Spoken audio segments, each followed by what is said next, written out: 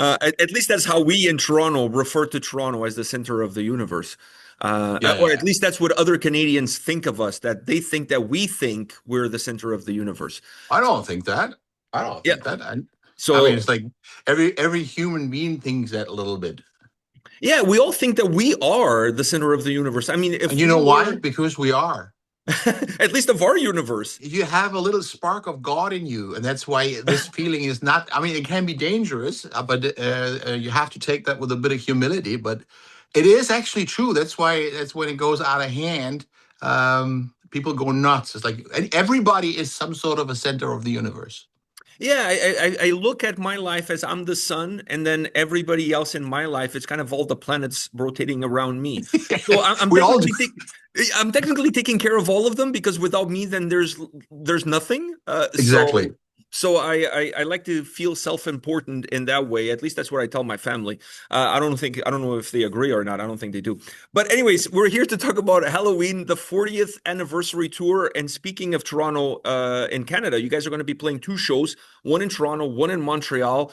How excited are you to come back to North America this time, not with Hammerfall, this time with Beast in Black, but celebrating 40 years of the band? Well, it's like in the end, for me, it's just another tour. You just have these titles, to have something to hang it on. It's like that's something that the management thinks about and stuff like that. In the end, when you play shows, you go on tour. Maybe the set is different, and that makes it a little exciting. But these labels, what difference does it make that it's a 40 years anniversary or whatever it is? You know what I mean? It's like The more I numbers mean, you add to it, it makes you feel a little bit older. and that is very true. Yeah. Yeah. Yeah. So there's definitely that to that. Last time you guys were in Toronto, I mentioned you guys had a Hammerfall with you. This time around, you're coming with Beast in Black. Right. How important for a band like Helloween are the bands that you guys bring on these massive tours with you? It depends. I mean, most of the time, I mean, when we did the very first one in 2017, we didn't take anyone with us, and it was working out great. We were just playing too long anyway. It was like with all the video clips in between, we were like over like 3.5 hours or something like that. So a support act would have just been too much. Um, this is again something that the management decides if it is interesting in certain areas or whatever. It's like if you ask me when it comes to the band, we can play less. It's like when you have another band, you just it's a long thing. It's a long thing for the audience, and we don't want to play 3 hours anymore. This is part of it. Why it makes sense to. And in certain areas, I don't know about Beast and Black, but Hammerfall, definitely in certain areas in Europe, they also sold some tickets, which is an extra gain. It's very hard for me to calculate that, but they have a following in Europe, and not as big as they used to be, but I think they're still doing good. It was a great tour, by the way. They're great guys. It was a good spirit. Yeah, and I think you guys are going to have a blast with the boys from Beast and Black. Yeah. They definitely have a huge following in North America, so I think both bands together, everybody's going to gain. It's like that win-win thing that everybody talks about. Right. Yeah. Yeah. That sounds good. So I think you guys are going to be fine. Now, without putting the label of the 40-year anniversary, all of that jazz, it must be getting difficult to build a set list that checks all the boxes. Like, It's how much time it's do a you pain. guys even spend looking at songs and what we put and what we take out? Especially now with Giants and Monsters, that album is phenomenal. Like, you guys got to include some of that stuff. That's such a has become such a problem that we pretty much gave it away and let the Bayati, our manager, make a suggestion. It's like, I mean, we did when we did this. Started to think about the set list of this kind of thing. We actually did a few things a bit different. I have to say that we were asking over the internet, what is it that people would like to hear, stuff that we haven't played before. So it is slightly different, to be honest. It's like we play some stuff that we did not play forever. I think Twilight of the Gods, the last time that I sung that song was in the early 90s. It's like, so that's definitely different. But we started this with we did this poll, what people, and it was interesting. Apart from like maybe two, three, four, five songs, it was mainly what we thought too, what would work out. So we were not so far off what the fans also thought. But it's like everybody was supposed to throw in ideas, what songs we could do and stuff, and we had a huge list of songs. And that's when I kind of stepped out. It's like it gets insane, and you need to give it away to someone. And then Bayati made suggestions, and of course, then we're complaining and whatever. But it's like it is like everybody in the band wants to play something else. Like I'm usually the one who wants to play very different stuff. Not all of it, but quite often there's certain songs in the set that I wouldn't even consider, which I'm not gonna name. But it's like, and other songs where I thought it would be a great idea to do, but it is so difficult. So it's like to give it away to Bayati, to our manager, makes the most sense because he's objective. He doesn't have any. He didn't write any other songs, so he has a more objective view at these things. But it is a nightmare, to be honest. It's great to have many songs to choose from, but it makes it really difficult unless you play 5 hours. You always have to choose, which one to play. And then with every new album you guys release, you're adding more to the list of choices.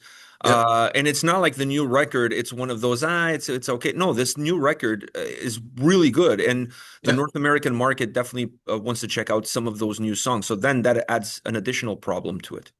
Yeah. But that's I would say that's fun because those are new songs. It's always exciting to play them live. There are a couple of songs that I wouldn't mind to not play for the next 20 years, something like Future World. Like they've played this song forever. They played it when I was not in the band. We played it. It's like, but it seems like everybody wants to hear it. I don't know, it's like, but it's like the good thing is when you play live, you forget about that. It's just the energy, and then you enjoy the song. It doesn't matter how often you played it. But when you have to decide what to play, there are a couple of songs that I would love not to play anymore because we played them so often. But that's the thing. I think the Metallica guys or the Maiden guys have the same kind of thing, that there's certain songs that everybody always wants to hear, and they probably would love to leave out, you know.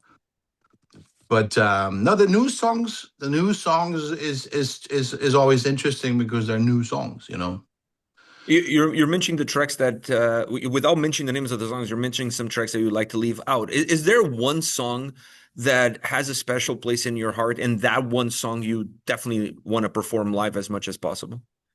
Oh yeah, I have a couple, but one of my all-time favorites will always be Eagle Fly Free. It's like I think I have also like it's not only a very successful song, but I have great memories with connected with this song. I remember when we played '88 when this record came out, and we started the show with this song, and you didn't need much more. When you played that song, you had the audience. That was it. It's no, I mean it defines everything is in there. I mean, we are very versatile. There's a lot of things that we did, but when it comes to this speedy melodic stuff that people always connect with Helloween, that song is the essence of it somehow. Like also like March of Time. I favor the Keeper songs, especially Keeper too. Wow, it's really interesting. I have to ask you this because we're talking about performing songs and leaving songs out. As a fan, when I go to a show, I realize that the band is on tour playing sometimes 30 shows on that tour run, just in this part of the world, never mind the European tour, Asia tour, all of this stuff. Does it get boring at any point in time, or you look at each performance from an individual standpoint because that crowd wasn't there the night before? That's, I mean, first of all, we don't overdo it. It's like we don't make these excessive long tours anymore. I mean, the longest stuff we do is something like 4 weeks, 5 weeks for the most, and then we have a break again. I mean, that alone keeps it keeps it interesting. But even if you would tour longer, it does. That's the thing that I'm even telling myself when I don't feel like doing a show or whatever. It doesn't matter because as soon as you are on the stage, it's a different world. So you can be like completely miserable and not wanting to go to do the show, but as soon as it starts, you want to do it because it's fun, because it's an energy exchange. It has its own dynamics. Whatever you have in your head before, it doesn't matter. And that's the great thing about it. I just need to tell me that sometimes. Forget about it. It's gonna be fun as always. It's very rarely that I don't enjoy a show. Very, very rarely. For whatever, like too many technical problems or being sick. I hate that, of course. That's the worst. But no, most of it, I always think that the audience make the show. Really, I mean, we just rehearse the songs and we play them as good as we can live. Okay, but the spirit comes from the audience, and it's this back and forth bouncing of energy, and it's unpredictable, but it's especially when you've been around for such a long time. It's easy because the people show up because they like you and they want to see you. It's a different story when you're a new band and you open up for an act and the complete audience maybe doesn't even care about you. This is where you learn to grow some balls because you have to do your thing and kind of try to win them over, without coming across intimidated or anything like that. I mean, we've been there. I mean, not totally. I mean, I must say, when I joined the band already started to have some good followers, and we did shows with when we when we wanted to play. I mean, we were able to do our own tours to a certain extent when we started with Keeper One, but we of course we wanted to extend on that, so we toured with Ronnie Dio. And one of the greatest thing was with Iron Maiden, the Seven Son of a Seven Son tour. I think that was 88 or 89. Was it 89? 88. Yeah, that was amazing. And I mean, it was around the time of Keeper 2, which was very successful. So there was a lot of fans there for both bands. And I remember that it was like, of course, they were not louder when we played, but they were the same level when we played as when Iron Maiden played. And that was perfect because I thought it was a good match. The audiences were not so far apart. This is my explanation why it was so. It's one of the best tours we ever did when we're talking about supporting a bigger band. We don't have to do that anymore, of course. And I mean, it goes better than ever. Not necessarily in America. I don't know if it's better in America too. Um, Maybe it is because when we came in the '80s, we were always in packages with two other bands, and but in the rest of the world where Helloween meant something in the last 40 years, it is better than ever. We were never able to play places like that, and that is amazing. I think it pays off when you're around for quite some time and did a whole bunch of good records. Yeah, and consistent Yeah, in terms of the quality of those records, yeah, because that really speaks volumes to the legacy of the band and the discography of the band. And speaking of the legacy of the band, I don't think you will mind me saying that Helloween is a legacy band, but having seen you guys live, and when I go to a show, it's about enjoying the music and enjoying the everything you guys bring on stage. But I also take some time to look at the audience and see the reactions that the audience are having during songs. And I notice you guys bring a lot of a younger audience, I should say, to the show. So even though I feel like you guys are a legacy band, you're not depending only on old farts like me to come yeah. to the show. There's a lot of young people. Do you guys work on that aspect of making the band not just be who they were in the past, but also be accessible to a new generation in the future? I don't think you can do it. I don't think it is that way or it isn't. When I rejoined the band with Kai, I did not have any expectations other than we'll do this tour and we have some fun and we make peace and all that. And then it grew into something really nice. And I was surprised myself how still fresh the last two records were. Most of the bands that I know from my teenage years, for so many years, they bore you to death with records that you don't necessarily need, you know. And that those bands are definitely legacy bands. We have a legacy, we have classics that we got to play, but I myself was excited about how I mean, it was how I felt, but it was also the reaction when the records came out, when we started to do interviews, when you get a good impression of how it gets received, and that was really exciting. It doesn't make you feel old and over. You can't predict how long this is going to be the case, because this has to do with the dynamics within the band that creates a creative energy, and it is amazing, but you cannot plan to do it. I think everybody wants to stay relevant. Everybody.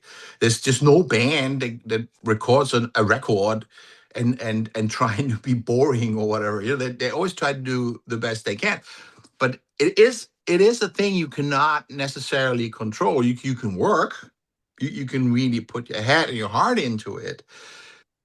But what it becomes in the end, and if it is something that really jumps over to audiences and people who care about what you do, it's not really controllable. And I think you shouldn't try to, because when you try to control things, or start to think about how things are supposed to be or should be, you're already drifting off what matters.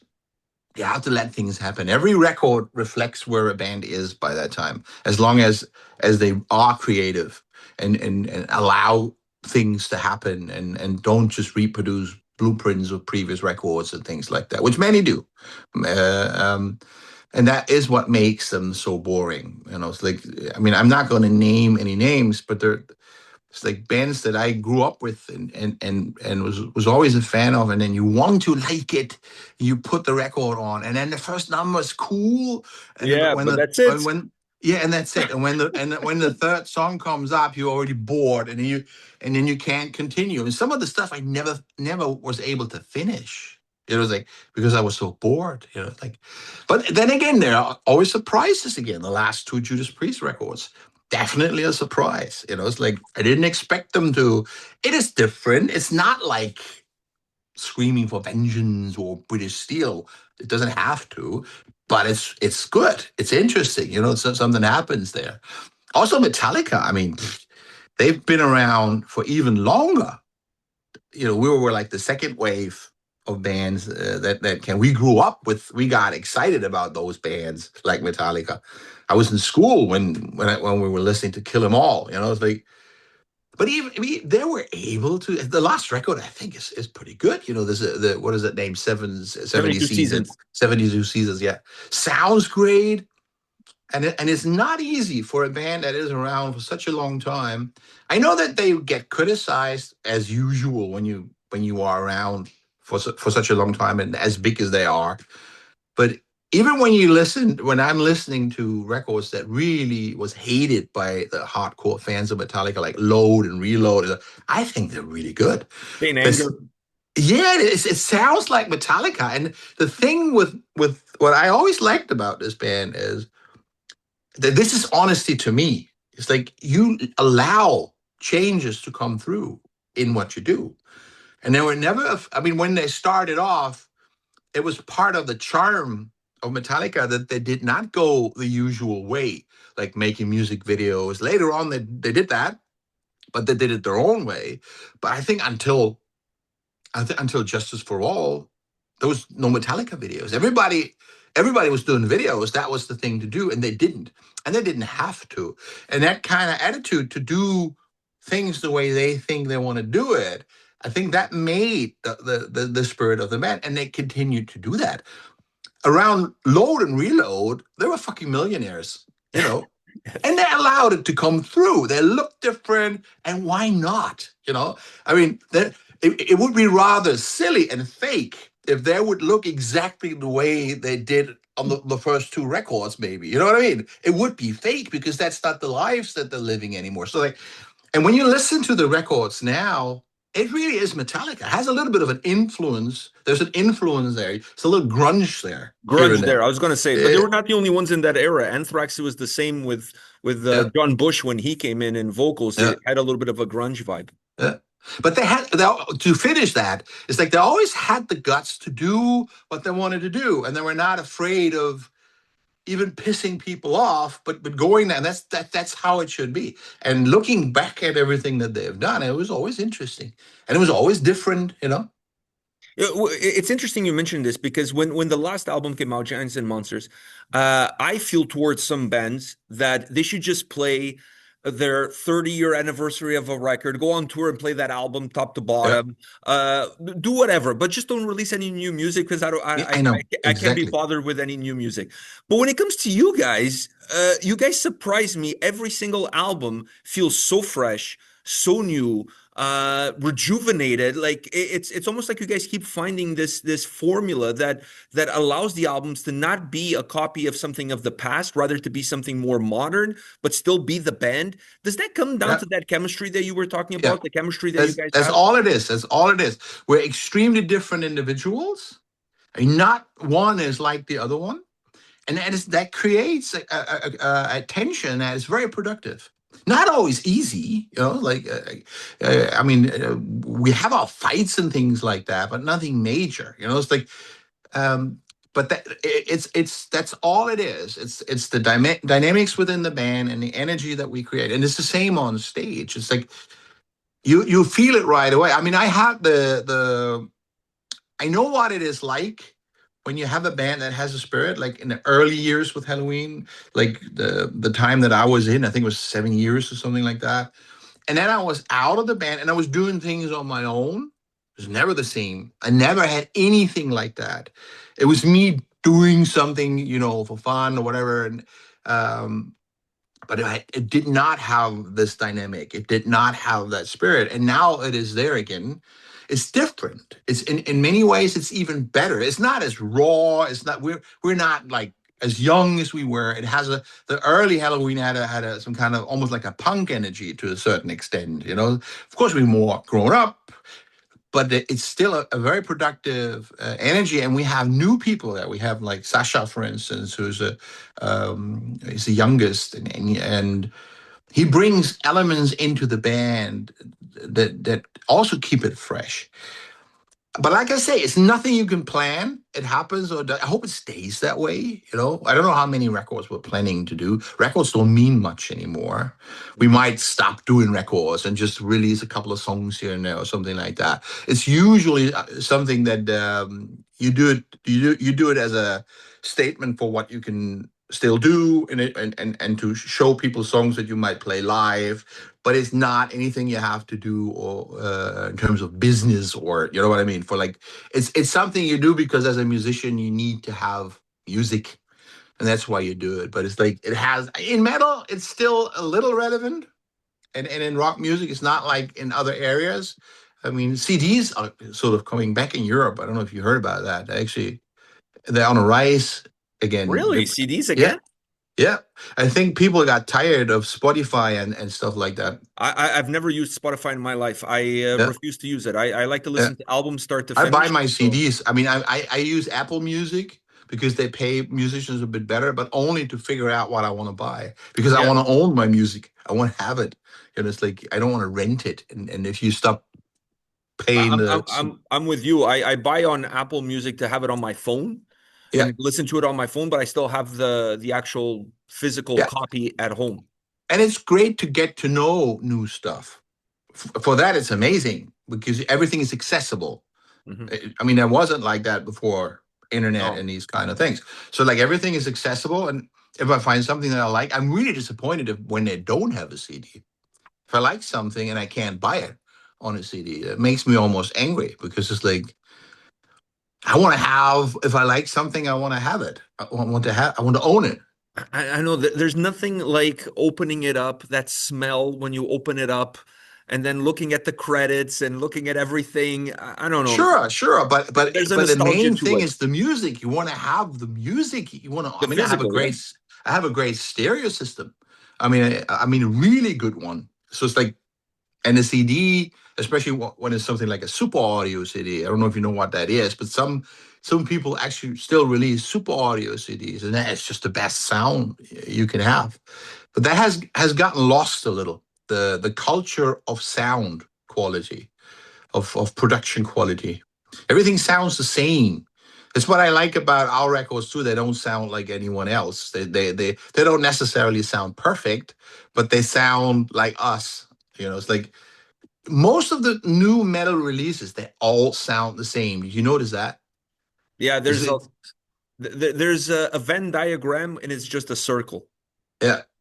It's where like it's one everybody's in that formula. circle. Yeah, yeah, because it's popular. So everybody Yeah. tries to emulate that in order to try to capture lightning in a bottle.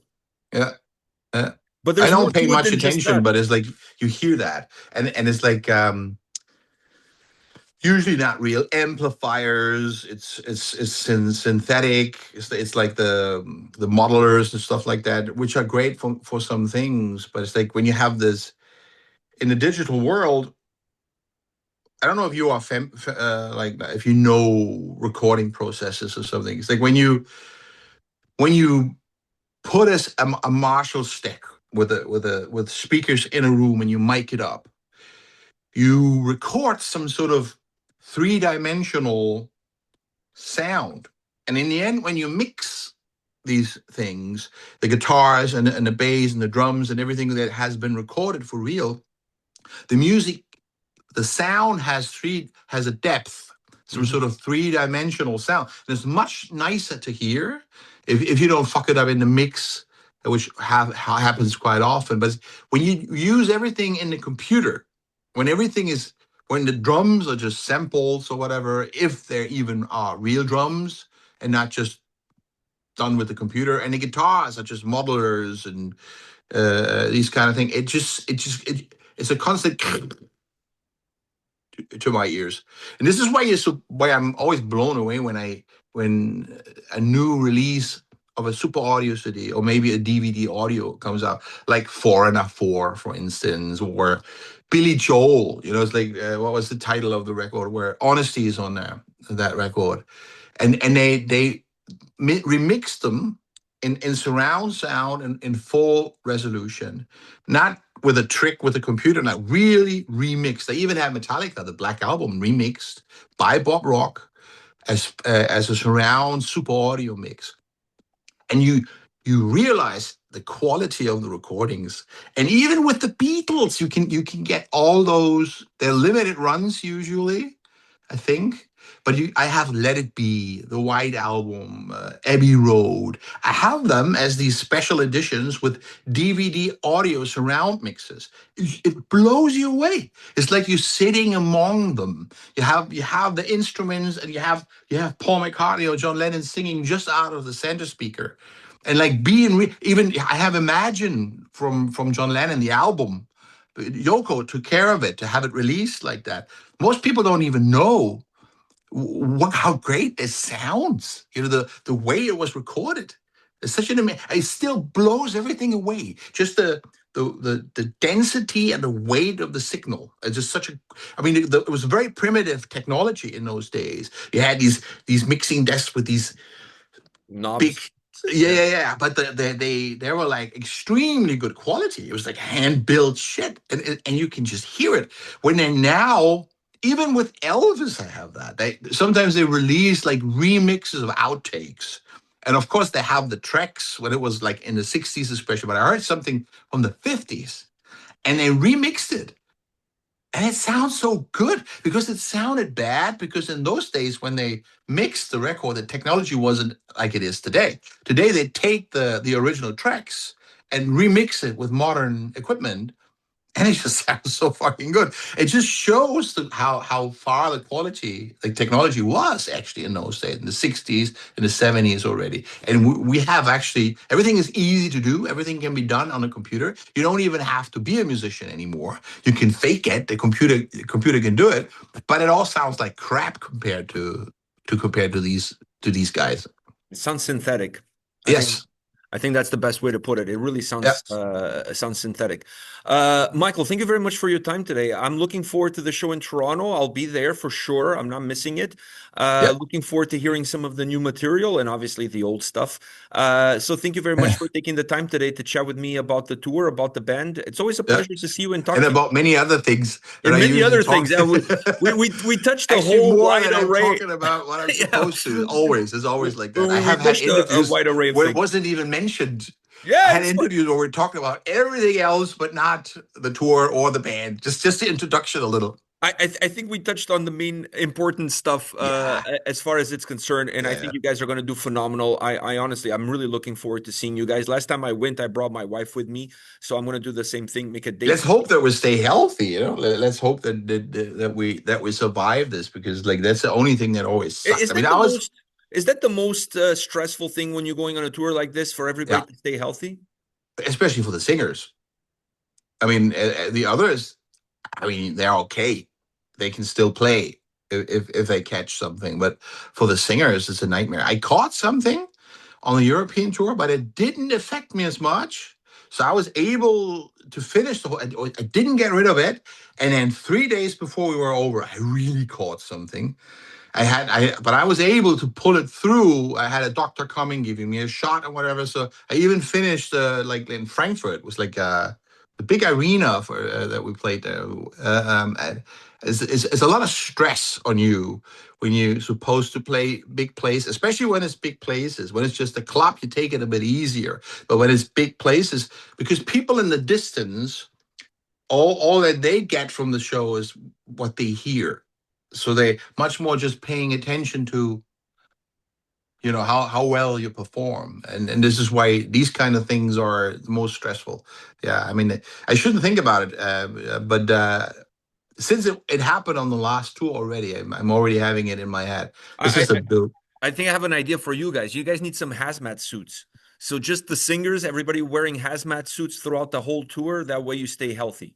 Yeah, I'm wearing I'm wearing my Corona mask when I'm among many people. I don't care. I do the Michael Jackson.